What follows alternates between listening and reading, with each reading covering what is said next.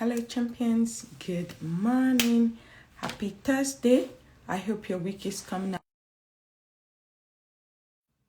Let me know if you can hear me. Welcome to day 10.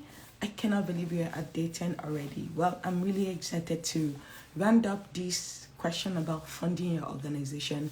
For the past 7 days, I've been going through different funding streams that you can activate to ensure that you can fully fund your organization. And so today is our last in terms of answering this question. If you've missed the other days, you can go back on my grid and definitely watch them. I've left them up for you to be able to access as well.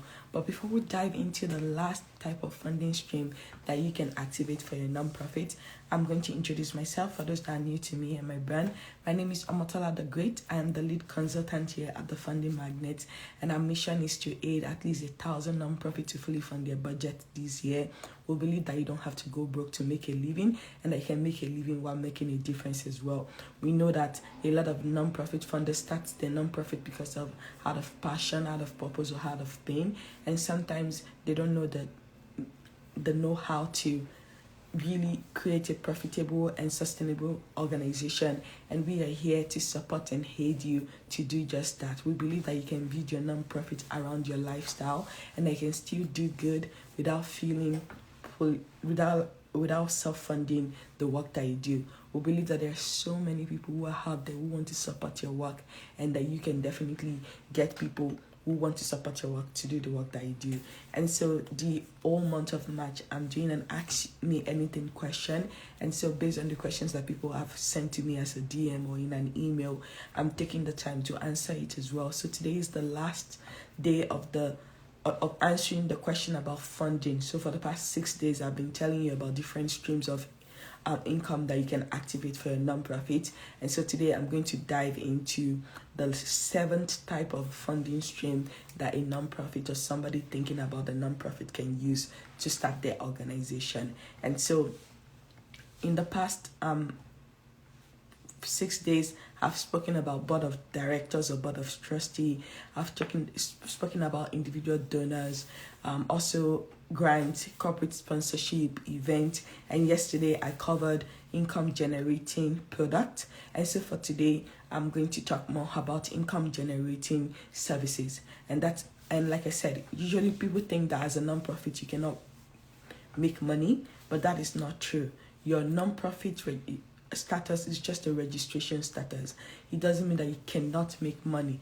Yes, you can make money, but the only difference between a non-profit and a for-profit is that at the end of the day, you cannot use the profit just for the funder's good. The funder can take all the money that comes in and say, oh, it's mine, just for my salary, just my profit. That's just the difference. The money has to go back into your program, into your organization, whether to pay your staff, to pay volunteers, to pay for your program, all the things that you need, like utilities and things like that. And so that's just a difference. But as a nonprofit, you can make money. So yesterday we went over income generating products that you can create to use to generate funds to fund the work that you do and to carry out your mission and your vision. So if you missed that, you can go back on my page. It's there for you to go and use as well. And so today I'm going to focus on income generating services. There's a difference between income generating product and services, because with product, this can be goods that you deliver. So like yesterday I talked about we as a nonprofit starting a farm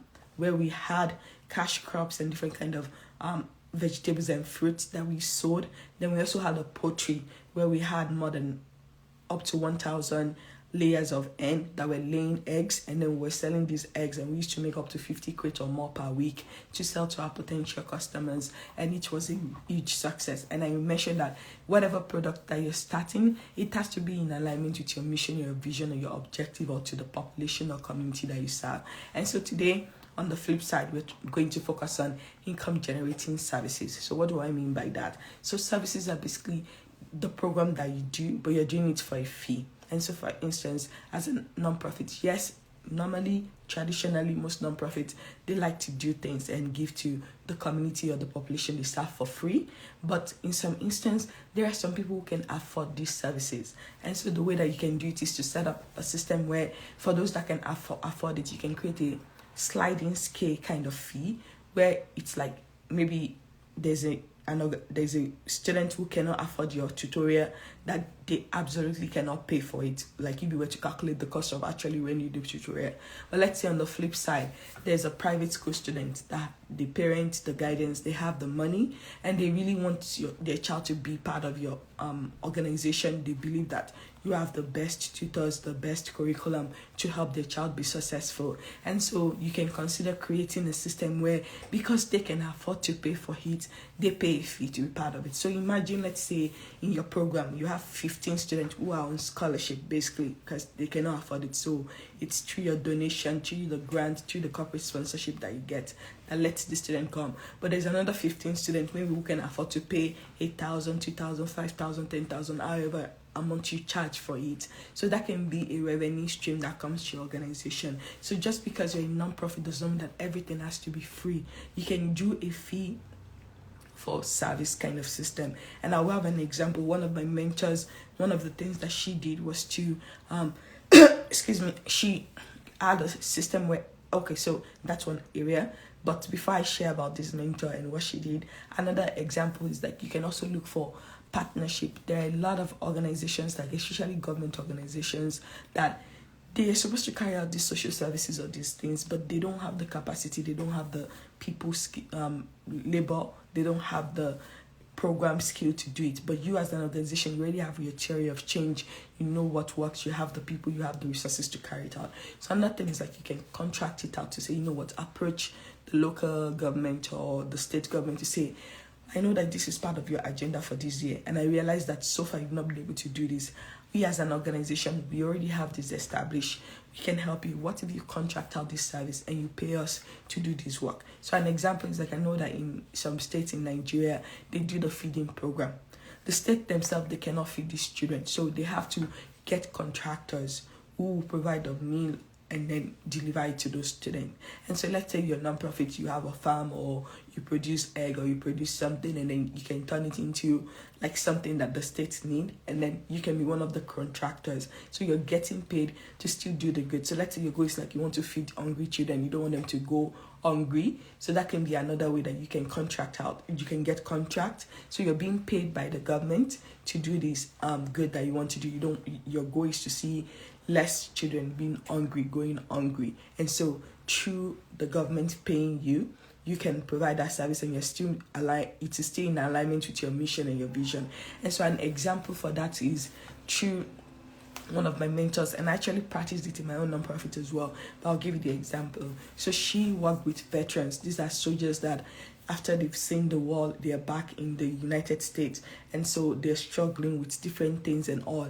And a lot of them, one of the biggest issues is finding a job. They don't know how to translate the skill set of being at war, being a soldier, into the normal society again. And so our non-profit organization, what she does is that she teaches them about resume, CV, how to interview, and how to dress for success. And so guess what? Here in the United States, there are a lot of government agencies that want to help veterans to get them to be able to fully function, to get a job and things like that. So she has a partnership with one of these agencies that focus on veterans, that for every veteran, every soldier that she's able to find a job and help them prepare their CV, do their interviews and things, they pay her $2,000 for every soldier. And so imagine if she's able to get 60 soldiers to do this, that's 2,000 times 60.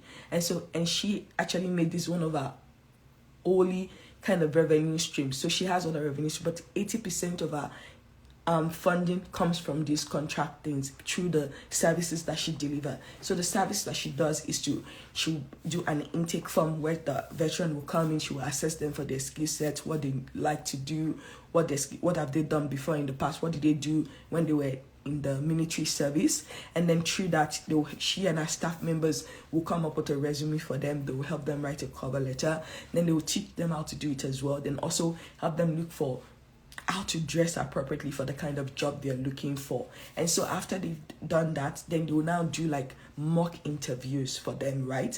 And so after they do the mock interview, then they now look for job opportunities that are fit for them. And then usually a lot of them, they have good success and they're able to get these job interviews, and then they're successful, and then they hire them.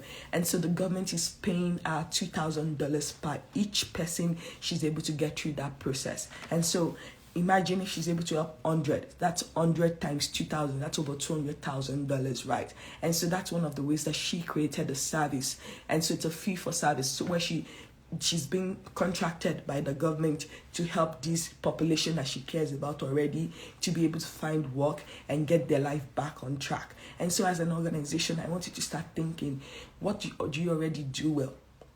What is a program? What is a project that you do so well that you can translate to other partners, whether it's corporate, whether it's government agencies, to say, how can I contract this service out? Yes, you still want to do good. Yes, you're not changing the population or the community you're serving, but sometimes there are people who can afford it. And so instead of just doing everything free, is there a way that somebody else can incur the cost on your behalf? They already have an agenda or objective to help this population anyway, but maybe they don't have the capacity to do it the way that you can do it. And so is it possible for you to join up with them and pitch to them to say, you know what, let us help you with this. This is what it's going to cost. This is our fee for this service. Normally, if you go to a for-profit company, it will cost $500. But because we're a non-profit and we have other funding streams coming in, we can do it for $250. We can do it for $1,000, whatever that means in your own currency. And so that's something I want you to start thinking about. What can you do to help that? And so for me, I'll give you an example for my own non-profit.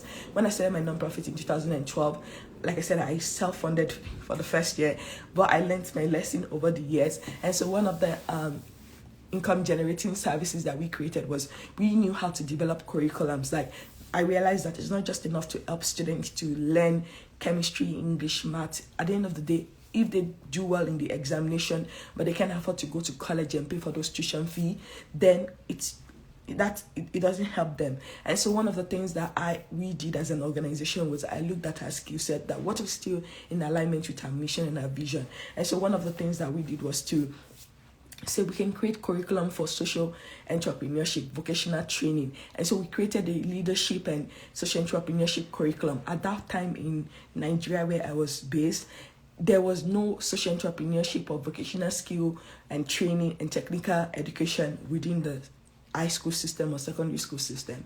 And so we now had this training where we'll invite teachers, school principals, and talk to them to say, you know what, yes, it's good to teach these students the formal education route, but when we look at the economy, when we look at the pathways after secondary school, after high school, after college, most of these students, they can't even find a job. Most of them won't end up going to college. What are they going to do within the gap while they're waiting for college education? Sometimes it might be 2 years, sometimes it might be 3 years, sometimes it might be a year for them to be able to get into school. Instead of them just being sitting down aimlessly doing nothing, is it possible to teach them the skills to become job creators, to learn a skill set that can generate money for them, that can help them to bring money into their activity? So we created a training workshop program where we now started teaching private schools, teachers, independent teachers, to learn how to incorporate social entrepreneurship and vocational and technical education into their curriculum. And so,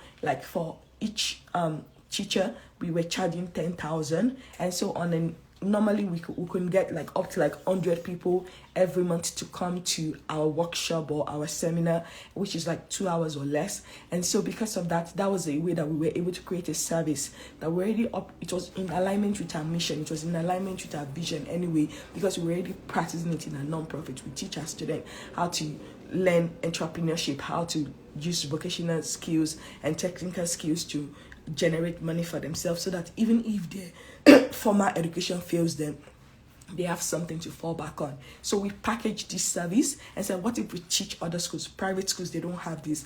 Other public schools, they don't have this in their system. What if we teach them and have a training where we say, train the trainers? So let's train the trainers. While we're implementing it with our students, can we train the trainers and use that to help them to learn the skill set to teach their students that, you know what, sometimes things happen and your formal education fails, but if you learn these vocational skills, if you learn these technical skills, it can help you while you wait for the formal education to pick up again. And so we did that, and we ran that service where we were able to do workshop monthly and really get teachers and people involved to be able to learn about vocational skills and technical education. And so that was another way that we generated money for our services, our non-profit, using income generating services. Another thing that we did was we now could also design the whole, let's say schools like, it's not just enough for us to train a teacher. We wanted to design our curriculum. We wanted to personalize this to our and help us to like figure out how we're going to run it. So we also became consultant, where we can go to a school and then help them to really design that program for them, for their own private school or for their own public school as well. And so that was the service that we also provided as well, and we use that to generate income for our non-profit as well. So depending on where you are as an organization, I want you to think about your skill set. What skill set do you have as an entity? Not just for you as the founder, but even look at your team. What can they do? How can you package that into an income generating service that is needed by the society, by the population that you serve, within the community or location that you're located in, and use that to help you to generate income? So there are many ways that you can go about that. It can be a one-off thing that you do once every month, once every week, and you have a training, you have a workshop, or it can be something that you can also do in terms of like consultation, where like you design a solution by each group that needs it as well. So you have to look at your capacity, like you have the time. For us, we did it on the Saturdays because Monday to Friday we're already booked in terms of working in our program and helping our students. But Saturdays, that's when the teachers had time anyway. And so it was just 2 hours of our time on Saturday that we used to help these people to use that as well. And so these were some of the things that we did as income generating services to help us to fund our non-profit. So if you have a specific question regarding your own organization, I'm happy to take it as well. But to do a recap, for the past 7 days, I've been talking about different funding streams that you can activate as a non-profit. So on the first day, I talk about board of directors. Your board of directors should give you the 3 T's: time, talent, and treasure. They must put their money where their mouth is. They cannot just be figurehead on your program. Then I talk about individual donors on the second day, which is all about, can you get people to give to you? Not just, you don't want one-time people. You don't want one-night stands. A lot of non-profits, what they do is they do one-night stand with their donors. Once the donor give, they forget to thank them. They forget to nurture the relationship. We don't want a one-night stand giving situation. We want people that can give to you over and over again. And so for you to not have one-night stand, you need to have a plan to say, what do I do after this donor has given for the first time? How can I cultivate and nurture this relationship and steward it to the point that they continue to give to me over and over again? And so that's the second type of funding stream that you can activate. The third was all about grants. Grant is a great strategy, but it should not be the only one. There are different kind of grant that you can approach for. The possibility are endless with grant, and so it's like you need a plan for that. How many grants do you want to apply for each month, each quarter? You can't just apply for one grant in a year and think that that is going to fully fund your organization. You need a strategy. You need a plan to say, okay, how are we going to research this grant? What is it going to take? How many days will it take for us to be able to write this grant? What does it look like? Do we have all the documents we need to submit to those grants as well? Then the fourth day, I talked about corporate sponsorship. Corporate sponsorship are different from grant. These are for-profit organizations that have a corporate social responsibility and they want to give back to the community. So you need to find businesses that are in alignment with your vision and your mission or the population or community that you serve, and then you can approach them and use that to also bring funding to your organization. Then on the fifth day, I talked about event. Event can be another way that you can raise fund for your organization. You can either do an annual event, a quarterly event, a monthly event, depending on the capacity of your organization. So do you have the time and the energy to create an annual gala where people will pay like maybe $100 ticket, $200 to come to see like an event of 2 hours that you put together?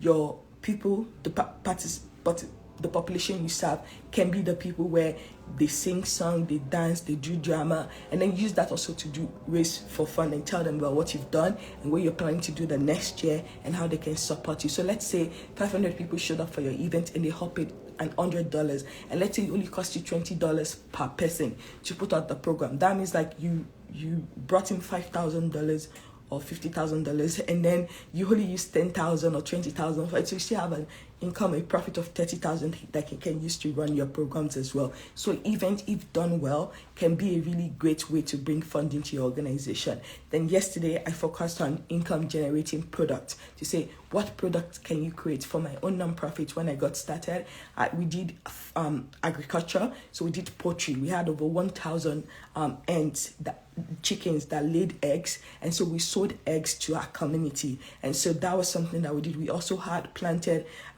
different kind of food crops, and then we also did cow sharing. So we rear cows and sheep and ram and pigs, and then once they grow to a certain age, then we ask people who need it for like either their food industry, their restaurant, or who need for their personal things, and then they will come. We'll have like a mini party where they will come like every month, and then 4 people can share a cow, 2 people can share a pig or something like that as well. And so that was another way that we were able to generate money. We also did liquid wash, because we realized people need to wash their dishes anyway, and so we created liquid wash and dishwashing soap, and then we sold that as well as an organization.